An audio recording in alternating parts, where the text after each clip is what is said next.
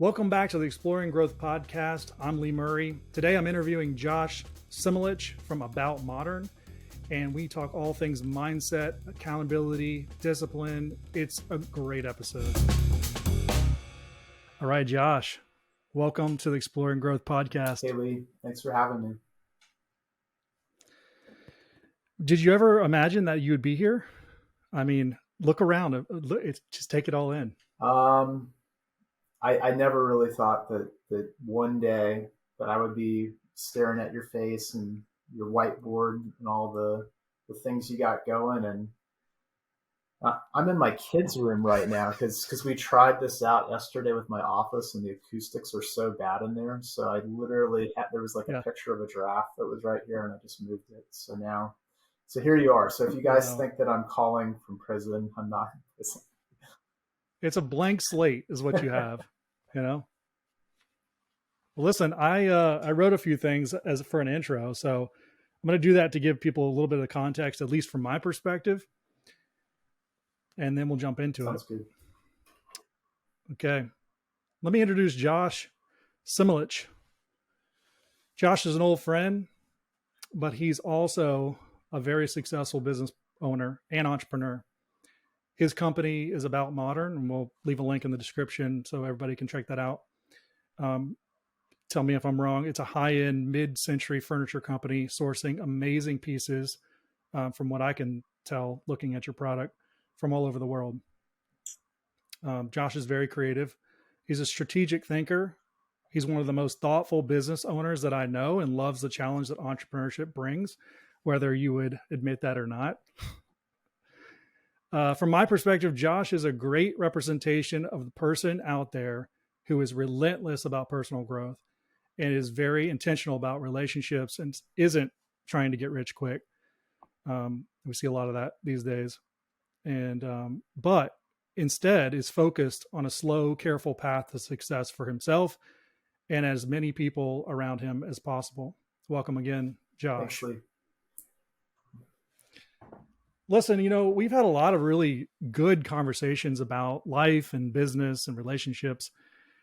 And, when we talked about having you come on, the one thing that really stood out to me was this idea of mindset, because that seems to be a lot of the things that we talk about lately. As entrepreneurs, as business owners, managing people, partners, trying to care for our customers and clients and think strategically, but thoughtfully about all of those relationships is difficult. It's a lot of plates to keep spinning. And that's just the business side of our life. And I've always said for myself that, this journey of being an entrepreneur, having your own business and doing all these things is really the end result for me. The outcome has been about personal growth, because I can sell a big project. I can hit a certain revenue goal. I can do all the things that measure success in a business. I can stay alive, for 3 to 5 years. But what I've found over the last 2 decades of just going at it hard is that I've come away with growing more personally, more than anything. And of course, I've hit a lot of those milestones and had a lot of failures too. But this idea of like expanding who I am as a person, and growing myself in every facet, mentally, emotionally, financially, physically, even, all these different aspects of our life.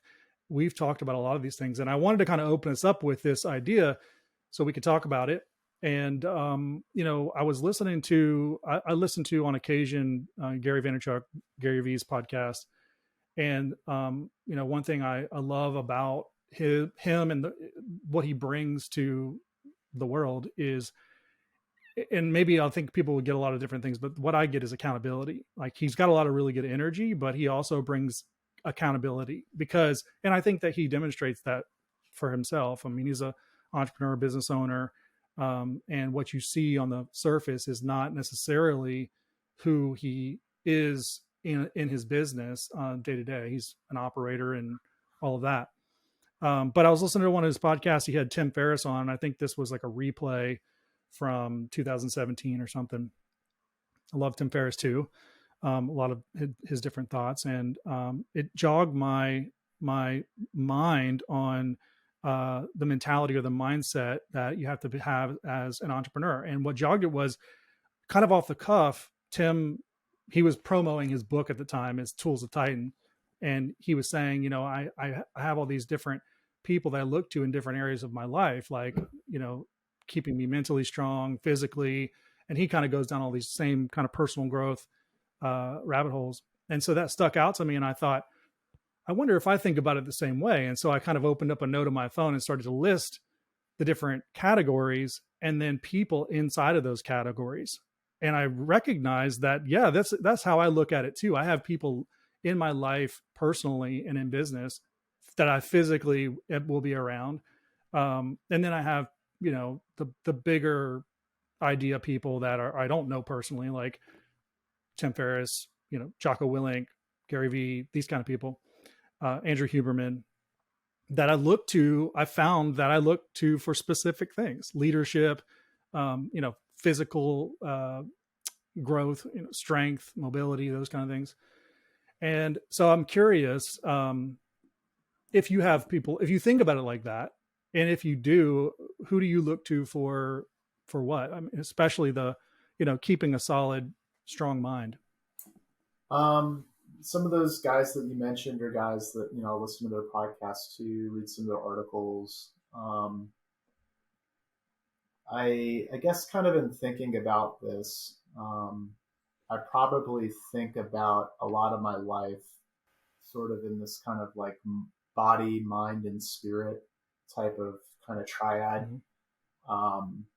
And I think that as you kind of look at those experts or gurus that you haven't met, you'll have, you'd say like a Andrew Huberman. He'd be a good mind guy because he's a neuroscientist. Mm-hmm. And Jocko might be good for the mind for leadership, but maybe you kind of focus on some of his takes on physical training and all of that. So you kind of get into those things. So for me, there's different, I guess, kind of like mentor type figures that I look to that are helpful to me. And it's actually, you mentioned Gary Vee, and I saw Gary Vee talk probably about a week ago. And he was talking about like, I'm giving all this out for free. He says this, I'm giving it all out for free. Mm-hmm. And 99% of you aren't going to do anything with it. Like you have it right there. You're not going to do it with you. It's right here. You have to pay for it. It's free. And I think that, as I'm looking kind of to whether it's like you and I having a conversation, other friends that I have, that are in small business, that are in consulting, maybe kind of more like mentor figures. I want to be challenged and I want to have kind of stimulating conversations and kind of get the ball ticking. But the reality of it is with all of this information that's so readily available to all of us, you're probably going to need to look in the mirror maybe the most. And that's something that I think I've been thinking about a lot lately. And some of these guys that, you mentioned, I think that a lot of what they're trying to motivate people around is kind of that idea of personal accountability, honesty with yourself, or do you actually have a goal? Have you thought it through? Do you have short-term goals? Do you have medium goals? Do you have long-term goals? Did you check stuff off this week? Did you prioritize things this week? If things didn't get checked off, is there like a reasonable rationale? And then at that point, are you going to make excuses if you didn't? Or are you going to look into yourself and say, hey, where can I grow here? What do I need to do better? Who do I need to partner with? So yeah, I kind of thinking about like mentors and all of that. I think that that's something that I've wanted to have in my life because I didn't really grow up in kind of that type of community. I look at people who I know whose parents are successful in business, they're well connected, and they're kind of groomed in that world. Or maybe people who are, physicians or lawyers, they kind of come up and with that value set, but also with the community that comes with those professions. I didn't have that, so I wouldn't say that I was starting from scratch, because I know I have advantages that so many people in history and time and our place in the world don't have. But to do what I've done, there wasn't anybody that I could go to and be like, hey, how do you do this? Because I didn't have anyone in that circle. So I think that I'm really thankful to have access to books and the library and the internet, because it's Mm-hmm. almost like you have that opportunity, if you have an ear to listen, um, that if you were going to be in that close circle with somebody, you might never have that opportunity in a lifetime. And you literally can just go to YouTube or Spotify and it's right there. Mm-hmm. Yeah. I've had that thought maybe a month ago where I was listening to Jocko podcast with Andrew Huberman, and it just sort of occurred to me that, wow, I'm listening to two individuals, retired Navy SEAL leader and a neuroscientist from Stanford, talk about dopamine and motivation and discipline and things that are, central to success and growing yourself and growing anything. And it just occurred to me like, wow, I get to listen in on their conversation for free. What would this cost if you put a price on it? Probably something I couldn't afford. I just think it's amazing the access that we have now, and especially now from a marketing standpoint, that people like them are having this understanding that, hey, we need to put the content out there for free, because that gives it, the masses access to us and allows them to do things with their brand.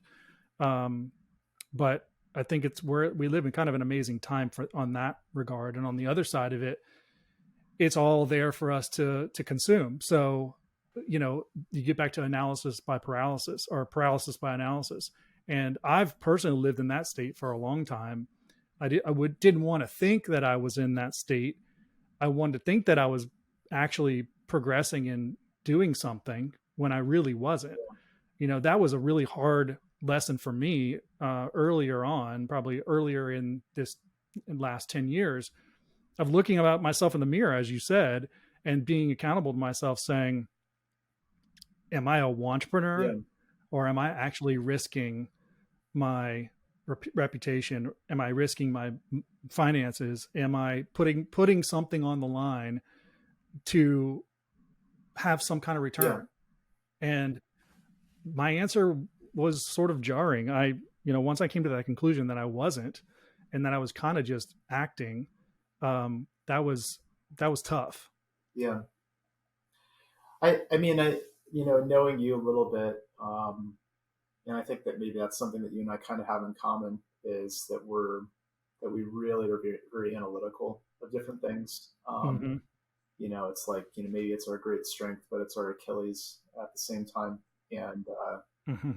I think I've kind of gone through a similar process over the past couple of years in growing in the way of, am I moving in the right direction versus do I know everything I need to know to perfection to get here? Because you're just Mm-hmm. losing so much time not being in forward motion, because you think that you have to have every I dotted and every T crossed, and then you run the report again, and then your years of your life are gone, never going to get them back, That's you right. know. And That's right. so I get that. And that whole time, the way I would put it for myself is, I'm just fooling myself, thinking that I'm doing something when I'm really not. Yeah, It's easy to sit around and pontificate. It's easy to sit around and talk with your buddies about ideas, or, you know, but to what degree, to what extent, what are you actually moving forward? And that's why it always comes back full circle for me to personal growth, because when I had that honest conversation with myself and allowed myself to realize, like, this is really where you are. You're not where you think you are. Um, the measurement changed in how I look at myself. And so then it really ramped up personal growth Yeah, as a primary driver to professional growth. I think that and I wonder if anybody's like talked about this or put any content out about this, but I think that you have kind of like this Venn diagram of like overlapping things where you Mm-hmm. have like the analyst and you have the entrepreneur. And sometimes the entrepreneur Mm-hmm. isn't the analyst, and sometimes the analyst is not the entrepreneur. But when you have that entrepreneur who's the Right. analyst, to kind of to ask yourself when you're being analytical, am I an entrepreneur first or am I an Mm-hmm. analyst first? Because I Mm-hmm. think that if you exist in that position where if you really are the analyst, if that is your brand and that is your business, then there's probably more value in every single chart being perfect, moving towards that outcome. Mm-hmm. But if your brand isn't that, you need to ask yourself, am I growing? Am I moving forward? Mm-hmm. Am I communicating my product, my services to my community? Am I reaching a community that I'm not already reaching? Am I taking care of old clients, all that stuff? Or are you Mm-hmm. wearing your hat now of I'm the analyst and you forget really who you are and what's most important as you prioritize kind of what you're supposed to be doing? So, Yeah, that's interesting. What it comes up in my mind is I've I guess sort of maybe right around the time I don't really know when that time was, but I have it in my mind that I started to get honest with myself and started to say, okay, I'm either like if I actually bite this off and actually do the work of an entrepreneur, do the work of a business owner, I could fail, right? And so I think that was my fear. And as I waded into the waters of actually doing and risking so that I could actually fail, I started to, in weird, sort of some maybe sadistic ways, putting myself in very risky situations that I had a lot of uncertainty, right? I did it to test myself to see how would I perform in this situation and what's the outcome going to be. And it almost became sort of a scientific experimental thing that I was doing on myself, right? As I'm thinking about that's really kind of how I got started to really work on me as a person and as an entrepreneur. And it would play itself out in situations like I'm working with a client and I'm constantly have anxiety over what's currently going on with our agreement, right? And I am nervous that they are going to not renew. mm-hmm. And so, it's a real life situation where there's money on the line.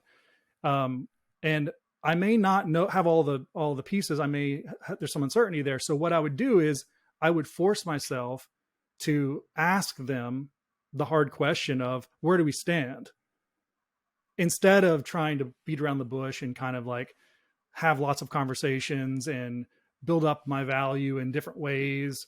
I would just have the business conversation and say, okay, I'm going to have this conversation and then I'm going to know more about where I stand, hopefully. And it'll be more black and white.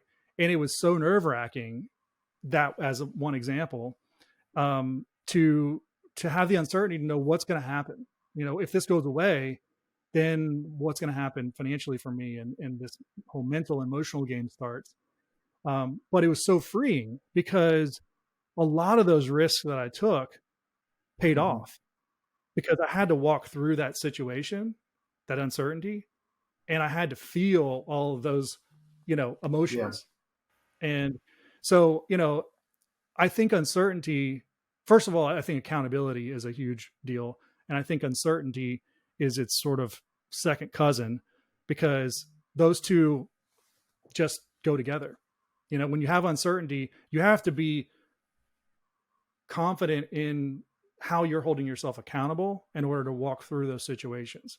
So that's another question I want to ask you is, we've talked a lot about of uncertainty in our businesses, right? We're at some level always going through Mm-hmm. some trial or struggle. Can you think of sometimes that, or maybe one time that was uncertain, and how did you handle it? Like what was the outcome, and how did you approach it?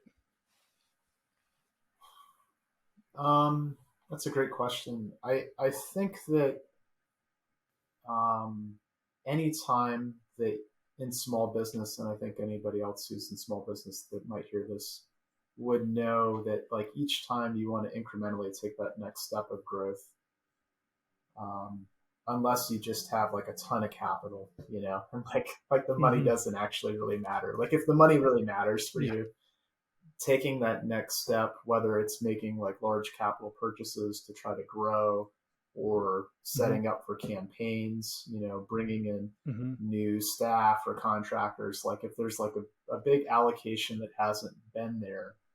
And I imagine, probably in your business, that's probably part of the conversation a lot because you probably have business owners that are on the other side of it that are Mm-hmm. like, we Completely. theoretically know that this thing has value, but Mm-hmm. I'm still cutting checks that are going to post on Friday.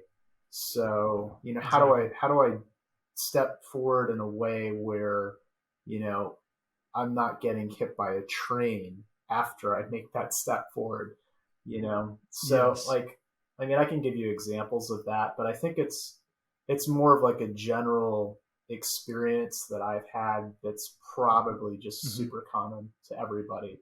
Mm-hmm. So um, I think it's like, Yeah, and to give a little context, also, maybe to jog your memory too, is um, Josh's business is, and maybe it'd be a good time to like kind of talk about your business. Like, what is it that you actually do? okay. Well, I and like Lee said, nobody's going to put me on the New York Times best-selling list anytime soon because nobody wants to hear about like the slow, plodding way of growth. That's not sexy at That is all. true, It's like actually. it is That is like the true. least sexy thing. So, I started About Modern in 2013, and I had some e-commerce experience before that, and I kind of joke with people that I exist in kind of the online retail space with specialty products, and I've literally picked like the most inefficient, hardest way to exist in that space. Like I joke with people, I'm like, you couldn't do it any dumber than I've done it because I really haven't picked an easy path forward. If you have a, an invention that you make and you now can sell 100,000 of your product or a million or Sure. whatever, great, or you have, your content that you've created that now exists. And I literally primarily sell one thing one time. And it's not, $50 million penthouse in Manhattan. Um, it's period furniture. That's kind of what our specialization is. So um, But from a marketer standpoint, how I would describe it is that you've carved a niche for well, that's yourself. the positive side, and I think that That is, and it's yeah. true. So, There's no one that does what you do, really. we have arguably the largest collection in the state of Florida of what we deal in. Now, there's other collectors that have, like a broader selection that have more pieces in their collection, or they might primarily have a consignment based model where it's not actually their product, but they have more product that they can offer to the public. But arguably, we have the largest collection in Florida. And we deal in pieces that are primarily post World War II to 1980. And we deviate from that a little bit with other design styles. But it's mostly mid-century modern and mostly Danish modern. And we work with a lot of interior designers and collectors.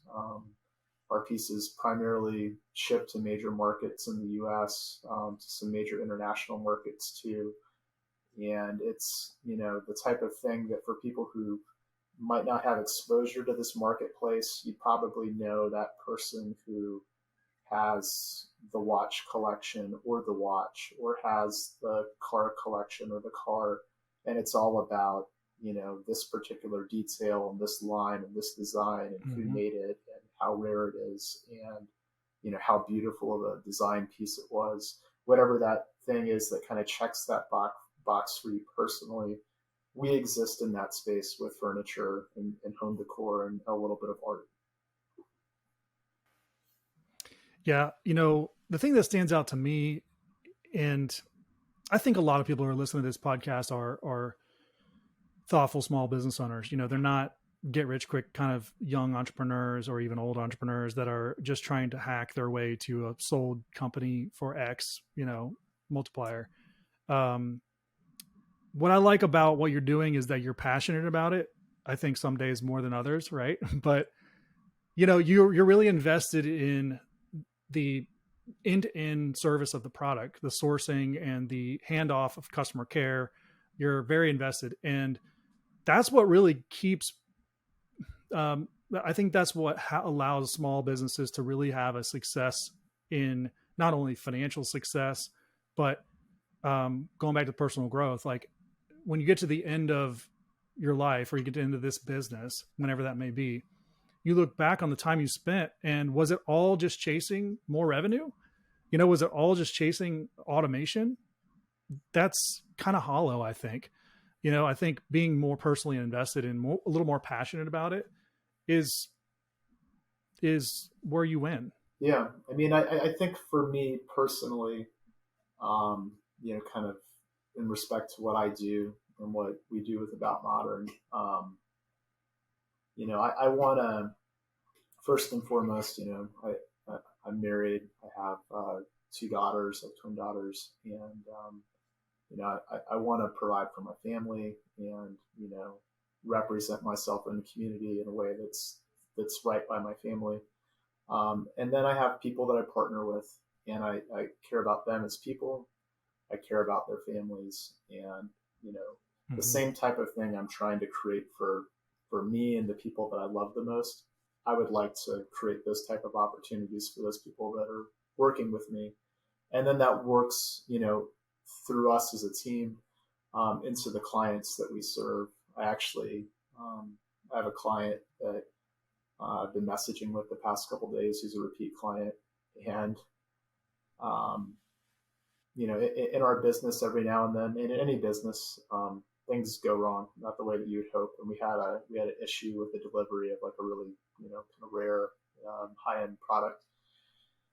That sucks, like that's not what you want to have happen. And we Mm-hmm. made stuff right, and this client reached back out like 3 years later and was like, "Hey, you helped me out 3 years ago. Mm-hmm. I need help again now. Can you help me?" And I was able to kind of help make connections for them. And now we just ship more product out to that client, because it's That's those types awesome. of relationships. And I think That's right. that things like that aren't captured, at Walmart or Amazon, because that's not what that model is. But that's where we're specific, we're intentional, we care about the Mm-hmm. details, but you're wrapped up in every detail. So we care about That's you right. and making sure that your experience start to finish is the best. And if it's not, let me know, because you're actually going to talk Mm-hmm. to me or somebody who's really close to me that has my ear, so that we can give you the best care and service that's possible at that point. Yeah, and it goes to your character too. I mean, I knowing you personally, I see you at the coffee shop or wherever, and you'll take the time, even if you're in the middle of a call or working on something, and to talk to somebody um, that I think could maybe sometimes have lesser importance at the moment. And I think again, going back to personal growth and mindset, it's you have an outlook on the world. I mean, everyone does. And are we challenging that outlook? And for you, I think you are, because you're looking at people and caring for those people. And years later, you have relationships with your customers in a world where you're probably not best friends with that person you mentioned, but you formed a meaningful relationship with them over the years in a business that is not doesn't have a ton of solid relationships, because we're talking about Mm-hmm. products here, and they're shipped, talking virtually and all of that. And I think that is a huge win as a business owner to 3 years later, 10 years later, be able to have the phone number of someone that you could pick up and text and just say, hey, I was thinking about your project, or I was thinking about your thing. Just wanted to see how it's going. And there's no motive. There's no motive to sell them anything. It's just genuinely a relationship. And I think that's pretty phenomenal. And I think that's a huge outcome, a huge successful outcome of the work that we get to do. Actually, this morning, I was driving back from Orlando, working on a project down there, and it occurred. I was just thinking about a couple different things, and two past clients came to mind, and I thought, I just need to text them and say, I'm thinking about you, Mm-hmm. and so I did, and both of them responded positively, and we hadn't talked in years, and they both said, hey, I was just thinking about you the other week, kind of thing, like sort of like Yeah. serendipitously. But we just had that little interaction, and I'm not trying to get them to sign up for an ebook or like, do anything. I'm just genuinely at that point where I can reach out and talk to people who I enjoyed working with. So I think that's like a sort of like a byproduct almost, that comes from dealing intentionally with people. And I think it starts with holding ourselves Mm-hmm. accountable to how we should operate, with in our personal life and in our business life. For sure.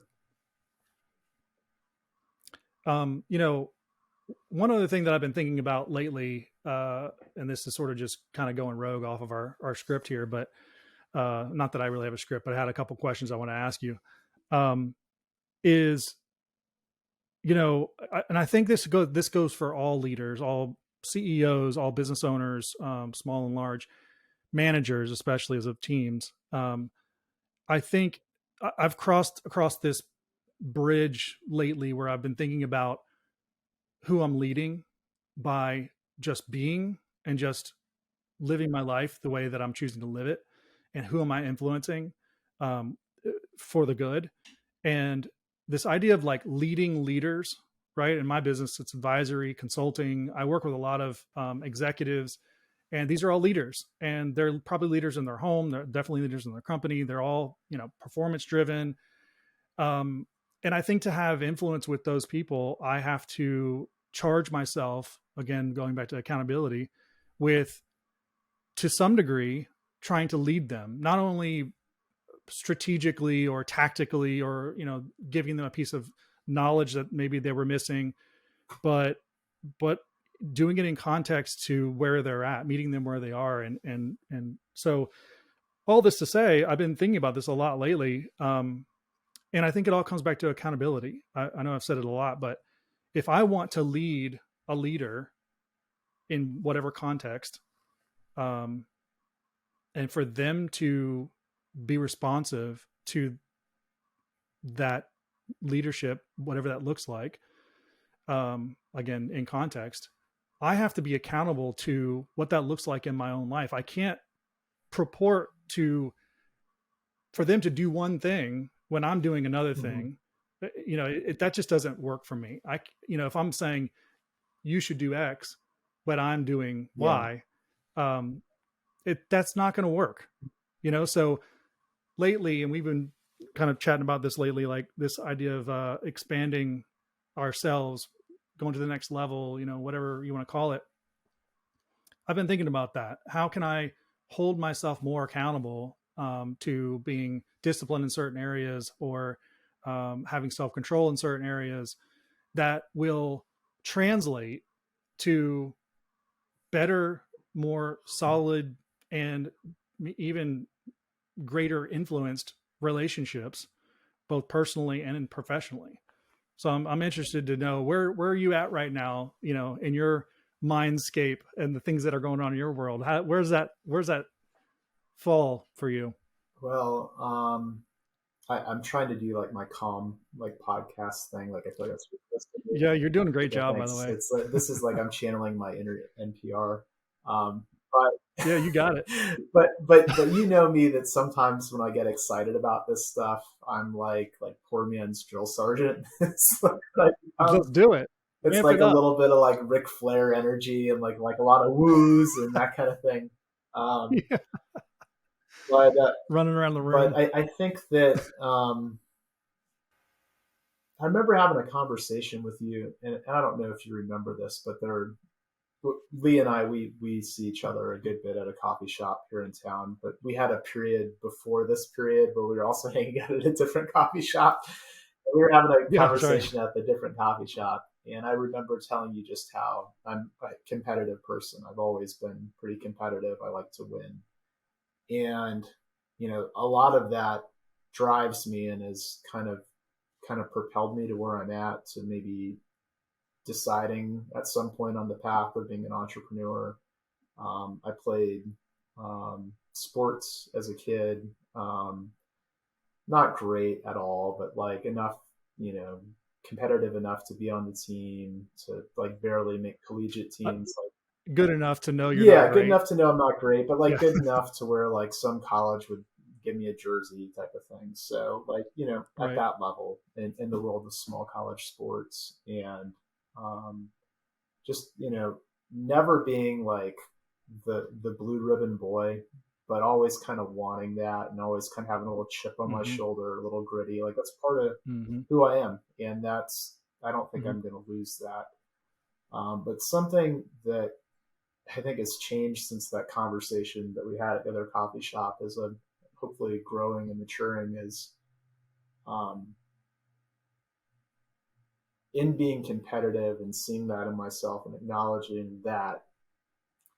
Am I going out and saying like, am I going to beat this other business today? Or internally in a business, are you going to outsell this other person in this department? Are you going to like we compete like that so often? Am I going to get a nicer car so that my neighbor sees how successful I am and that they're less successful than me, or like whatever that thing is that I think that so often Hmm. competitive people do. Um, and I've been asking myself lately,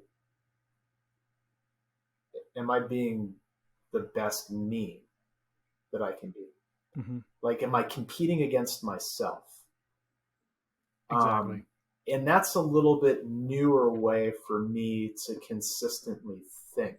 Um, Hmm. and, I kind of have gotten a little bit back on a David Goggins kick a couple months ago, and he talks about his accountability Hmm. mirror.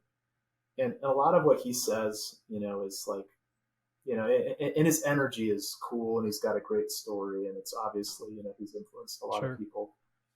But what he's saying isn't anything new. Um, Hmm. Gary Vee and saying, I give all of this stuff to you guys for free. You're not going to do anything with it. That's not new. I mean, King Hmm. Solomon said that there's nothing new under the sun. Like, Hmm. I got me. I got today. Am I being honest with myself today? Hmm. Do I have a plan today? Yes or no? Is it a good plan? Do I know how to evaluate if it's a good plan? Um, and if I'm falling short, do I even know how to have that conversation with myself? Am I Hmm. rubbing shoulders with people that can drop some good nuggets for me to pick up? And hopefully, I'm dropping some good nuggets for them as well. Um, so I'm just trying to be as honest with myself as I can be. So, like in my Hmm. faith tradition, it says that the only way that we can really know that is through God. So that's something that I'm praying about. Like I want to see myself as clearly as I possibly can see myself. And then what I want to do is I want that to push me towards action that's positive. It's moving in the right direction. And, oftentimes in life, you're moving in a good and positive direction, and something changes, something deviates, and, but am I still, am I going to respond to that? And I'm going to keep on the path and keep moving in the right direction. So that's kind of where I've been at, of late. And it's a weird thing to even Mhm. kind of talk about because I think that you're almost like a little superstitious, like I'm gonna jinx myself, or I'm gonna sound like a big phony that like I'm excited about like wanting to grow and do well. But then like Mhm. in 6 weeks I'm just gonna really like Doritos again and sleeping in and like skipping gym Doritos are time good. and like being late on my emails to people I shouldn't be late to. Like who Right. am I gonna be? Well, the only way Mhm. that I can be the best version of me is if I'm on the sofa with the Doritos, not responding to the emails, binge watching the Mhm. next series, and really not doing anything to propel positive growth in my life. Mhm. When I get up and I go to my room or I go to the bathroom, I still got me in the mirror. And am I going to ask myself, am I being who I'm supposed to be? Am I pursuing that path or not? And I'm trying to put this in front of my mind constantly because if I don't, I know how I'm going to live. I'm going to default to comfort. I'm going to default to laziness. I'm going to default to it Mhm. can wait a week, it can wait a month, it can wait to the next quarter. And then at some point, you know, all this stuff that we talked about over beers or bourbon or coffee or Mhm. whatever, we're just going to have never done it, you know? I agree 100%. And, I would add to that as a next point in the conversation is you look at yourself in the mirror after you've gone through this cycle and you judge yourself or you give yourself a bunch of excuses or you have some kind of response because you're at a certain place with yourself, right? And that's really what you're talking about is if you're growing yourself, you're being more honest and accountable with yourself. How do you get more honest? And I think for me, I've realized that I have judged myself very harshly when I failed myself. And no one else knows about any of these conversations because I'm only having them with Yeah. myself.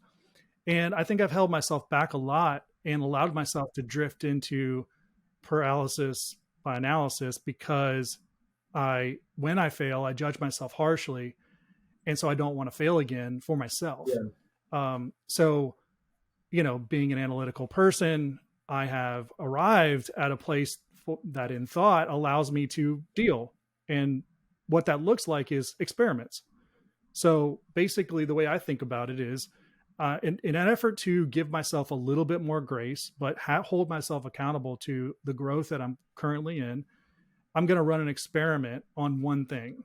If it's getting up earlier or if it's eating less carbs or if it's, go down the list, Yeah. making more phone calls, whatever it is. Um, and I need to test, I need to take the risk and I need to fail so I can get feedback.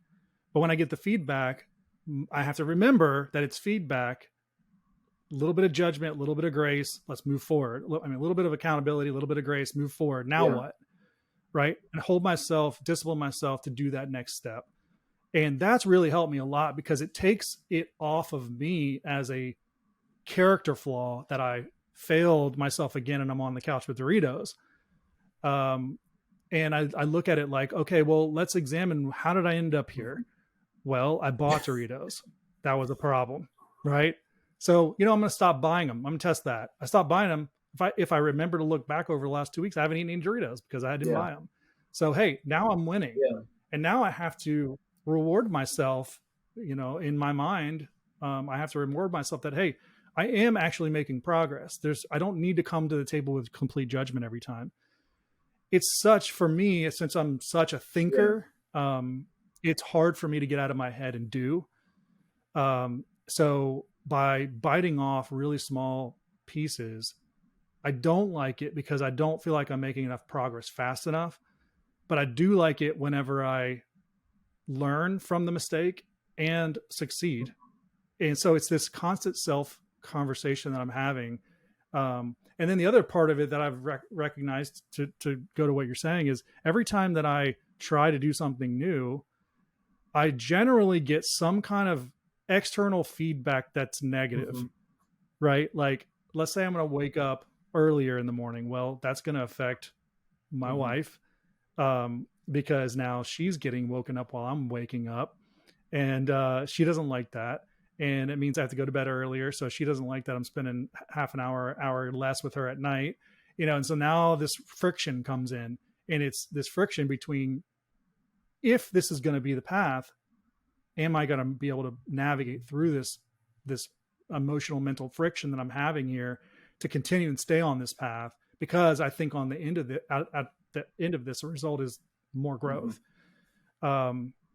And that's tough too, because there's such a drawdown. And I think this is why people don't want to grow. I think they're perfectly fine with just watching Netflix series, and eating Doritos on the couch, because it's easier. Oh, for sure. It's so hard. There's so many things at play when you actually call on yourself and are accountable to yourself to go to the next level. Well, yeah, I think I agree with you to a point, but kind of like that last thought of like it's so much harder to do Mm-hmm.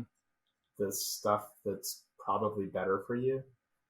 I think it Mm-hmm. is initially, but I think that Oh, like completely. 100%. But I think that you get to a point Right. where actually not only is that thing that you defined as so hard and such a challenge, now it's habit, but Mm-hmm. what kind of superpower that gives you in all of these other things that are, interconnected is incredible. 100%. So, and 100%. that's where, we've been talking a lot about mindfulness is, you know, I'm trying to be in a place and, my wife, you know, she knows that I can be hard on myself, and we were having a conversation about that. And she's saying, "Oh, you're being too hard on yourself," or maybe I'm being hard on her, being hard on everybody. That's just kind of how I can be. And I think that it's Mm-hmm. like trying to reframe failures for me, because I kind of Mm-hmm. imagine failures into, like, if you were going to break down failures really simplistically, there's positive failures and there's negative failures. Okay. Mm-hmm. So if I'm moving forward in a direction that's good for my family, or good for myself, for my mental health, my physical health, it's good for my business, other business ideas, whatever that path is that I'm on. If I'm moving forward and I'm failing as I'm moving forward, those are all positive failures. Sales 101, so you tell your new sales guy, listen, 10 calls, they're going to hang up on you at 9 calls. One of those calls, you're going to get your payday. That hungry sales guy, Mm-hmm. he wants to call 1,000 people that day. Why?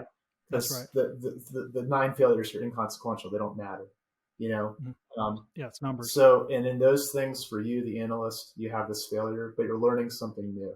And as long as you actually have something that you're moving forward towards that has value, has meaning, you prioritize the time and all of that in a way, you're kind of Mm-hmm. recalculating as you go, but you're still moving forward. Those failures are huge wins. They're tremendous wins.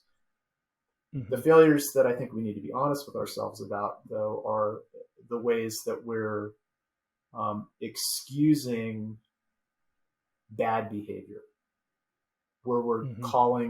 we're calling our laziness, whether it's relationally or as we allocate time and energy to our business, to ourselves for our own health, and we're reframing that as it's okay.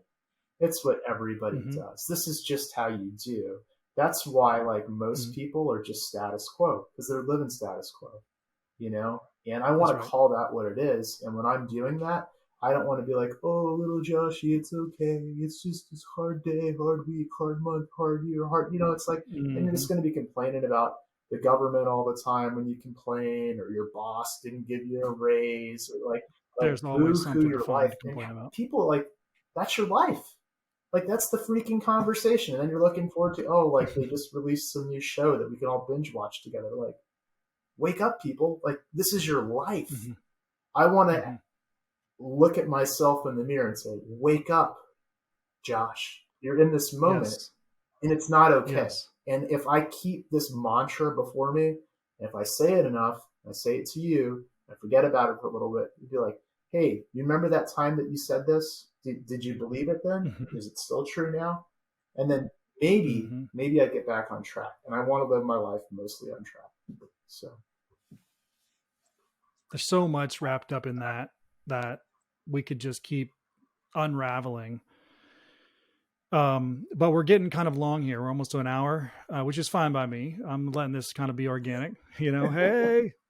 Um, so anything else you want to say to the audience before we go? I have a couple parting questions for you.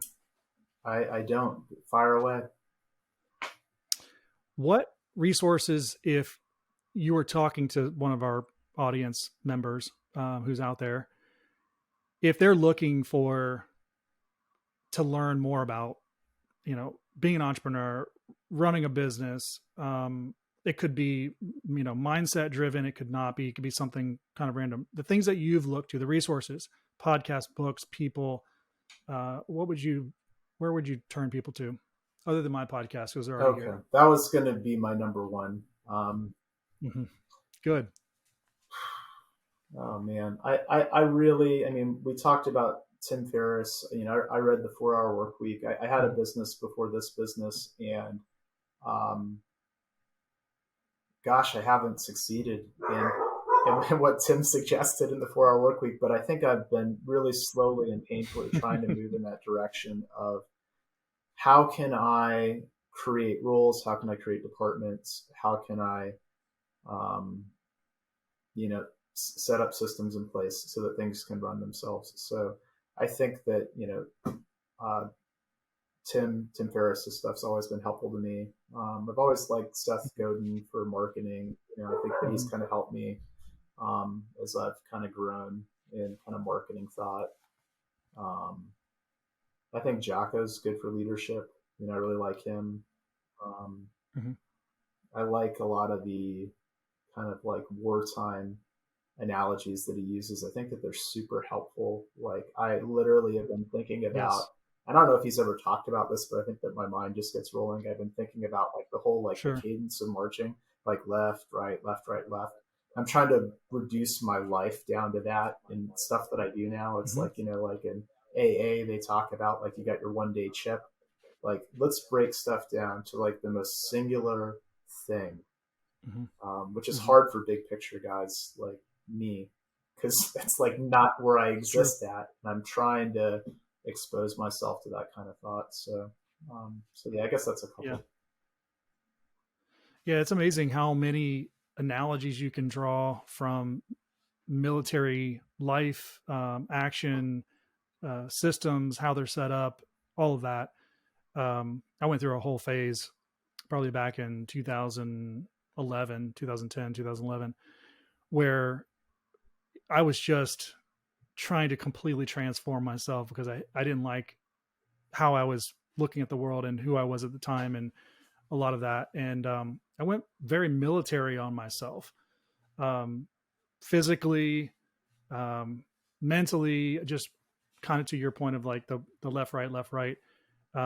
It's funny how I always kind of gravitate back towards these military modes, and so I enjoyed listening to him as well because it's very grounded in um, logical, common sense thinking, and plotting. And this other term that I was going to mention earlier is Mm-hmm. incrementalism. I don't think he would use that term, but I like that. I heard that somewhere, and I love the idea of incrementally improving yourself. I know there's some other famous person that has a 1% rule. I can't remember who it is, but 1% every day or every week, and that's sort of what I ascribe to as well. So in the military, there's just something about it.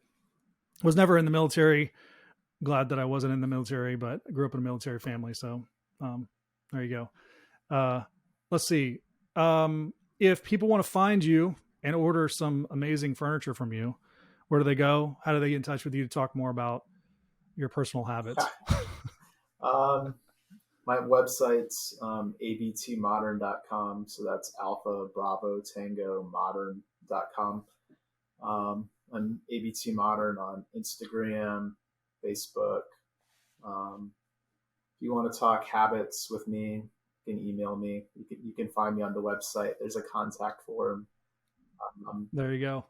but yeah, go get them. Today's all we got. You got this. That's it. Josh, I've very much enjoyed it as always. I'm just glad we were able to capture one of our conversations and document this. of the many that we've had and will have. So thanks again for being on, and I will most definitely have you back in maybe season 2. Sounds good. Great podcast. Thank you for the opportunity, Lee. Thank you so much for listening to this episode. Mindset and personal growth are topics that I think about a lot, and I'm really working to grow myself. And I really think it's a secret sauce to being successful as an entrepreneur, really professional in any rate. So I hope you enjoyed this episode with Josh, and all the links to everything we've talked about will be in the description. Also, we have just launched an email newsletter that follows this podcast. So if you want to stay in touch with all the guests that come through and you may not have had a chance to listen to all the episodes, go to the link below, harvardmurray.com/exploring-growth-podcast to the podcast page and sign up. Just put your email in, hit subscribe. And it's a very short, brief email that comes every week once we release a new episode. So hope to see you there, and keep exploring.